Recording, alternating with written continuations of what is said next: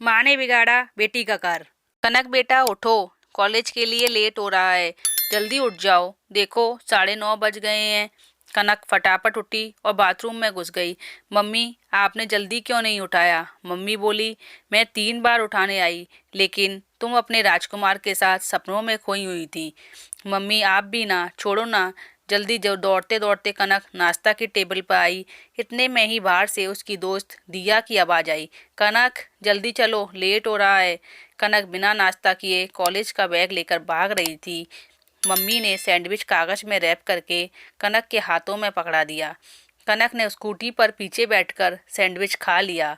दौड़ते दौड़ते कॉलेज के गेट पर पहुंची कि अचानक दिया की स्कूटी एक लड़के की बाइक से टकरा गई। तभी कनक चिल्लाते हुए उतरी, अंधा है क्या? लेकिन लड़का कुछ भी नहीं बोला और चुपचाप चला गया।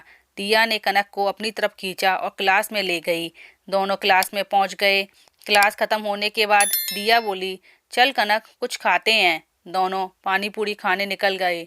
खाते खाते कनक के फ़ोन की घंटी बजी। फ़ोन पर मम्मी डरते हुए बोली, कनक बेटा जल्दी हॉस्पिटल आ जा, तेरे पापा की तबीयत बिगड़ गई है। कनक डर गई और दिया को बोली, प्लीज़ मुझे हॉस्पिटल छोड़ दे, मेरे पापा की तबीयत बिगड़ गई है। दिया ने फटाफट स्कूटी दौड़ाई। दोनों हॉस्पिटल पहुंच गईं। वहां जाकर देखा तो पापा को अटैक आया था, लेकिन डॉक्टरों ने उन्हें अपनी जान लगाकर बचा ही लिया।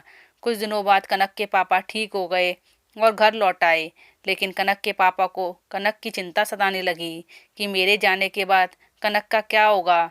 इसलिए उन्होंने कनक के लिए एक अच्छा लड़का ढूंढ लिया और कनक की शादी कराने का निर्णय लिया। लेकिन कनक अभी शादी नहीं करना चाहती थी, पर अपने पापा की हालत को देखकर उसने शादी के लिए हाँ कर दी। लेकिन कनक की मम्मी को अपनी बेटी से कभी दूर नहीं होना था। फिर भी उन्होंने अपने आप को समझा लिया और अब कनक को लड़के वाले देखने आ गए। जब कनक ने लड़के को देखा तो उसे देखकर बोली कि लेकिन तुम तो अंधे हो, तुम्हें गाड़ी चलाना नहीं आता है। फिर वो लड़का कुछ नहीं बोला और चुपचाप बैठा रहा। कनक की मंगनी हो गई। मंगनी होते ही कनक और पीयूष से ऐसे जुड़ गई जैसे कि उसकी पीयूष के साथ लव मैरिज हो रही हो। और अब बस दिन और रात खाते पीते उठते जाते कनक और पीयूष से फ़ोन पर बात करती रहती। और पीयूष भी बहुत अच्छा लड़का था और इंजीनियर था। ऐसे देखते देखते कनक और पीयूष की शादी भी हो गई। कनक और पीयूष एक दूसरे से बहुत प्यार करते थे। कनक के ससुराल वाले भी कनक से उतना ही प्यार करते।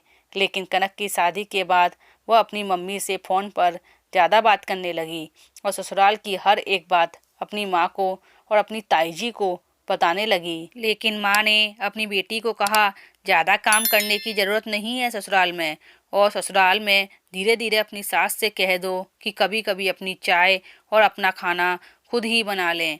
ऐसे ही मम्मी की बातें सुनकर कनक अपनी सास को जवाब देने लगी। एक दिन तो कनक ने अपनी सास पर बहुत तेज चिल्ला दिया।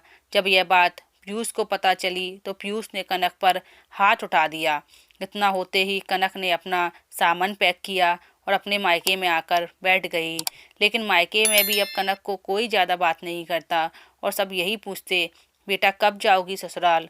और अब कनक को सबको जवाब देते देते थक गई और अब तो कनक अपने मायके में भी पूरा काम करने लगी। अपनी सास और पति को मन ही मन याद करके रोने लगी। लेकिन माँ ने ससुराल जाने से मना कर दिया। जब यह बात कनक की दादी को पता चली तो कनक की दादी ने अपनी बहू कनक की मम्मी को डांट लगाई और कहा, तूने ही अपनी बेटी का घर बिगाड़ा है। तेरी बेटी तेरी वजह से ही आज मायके में बैठी है। ऐसी ऐसी माँ होती हैं जो अपनी बेटी का घर बिगाड़ देती हैं। तभी कनक की मम्मी को अपनी गलती का एहसास होता है और कनक से माफ़ी मांगकर उसे अपने ससुराल भेज देती हैं। तो दोस्तों, आज की कहानी आपको कैसी लगी प्लीज़ कमेंट करके ज़रूर बताएं और चैनल को लाइक सब्सक्राइब और शेयर ज़रूर करें। धन्यवाद।